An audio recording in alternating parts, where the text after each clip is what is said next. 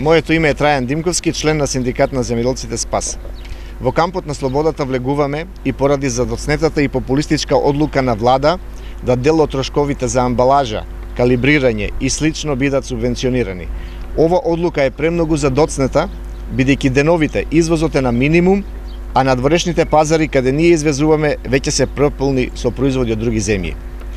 Знаеме дека домашните извозници се поголеми градинарски производители, односно фирми кои стопанисуваат со големите оранжерии. Бидејќи немаат извоз, иако големи играчи на пазарот, принудени се да своето производство го продават на домашен пазар. И така создават поголем притисок на пазарот, при што деновиве земјоделците за килограм домат имаат загуба од 10 до 15 денари по килограм.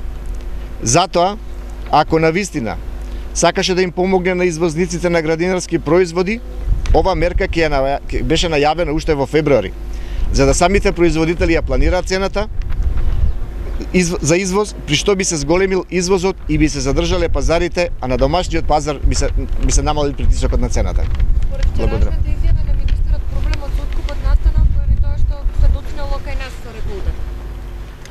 Па секогаш министерот ќе бара некоја изјава која што ќе биде некој друг виновен, но ние зборуваме за една погрешна политика ако се направеа проценките многу порано и се знаеше како се движи конкуренцијата, пазарот околу нас, бидејќи нели со договорите со ЦЕФТА што ги имаме, пазарот е слободен, така да другите не поминаа чекајќи министерот да се случи лошото, па потоа да бараме лек. Мислам дека проблемот е повеќе во владава, односно во министерот.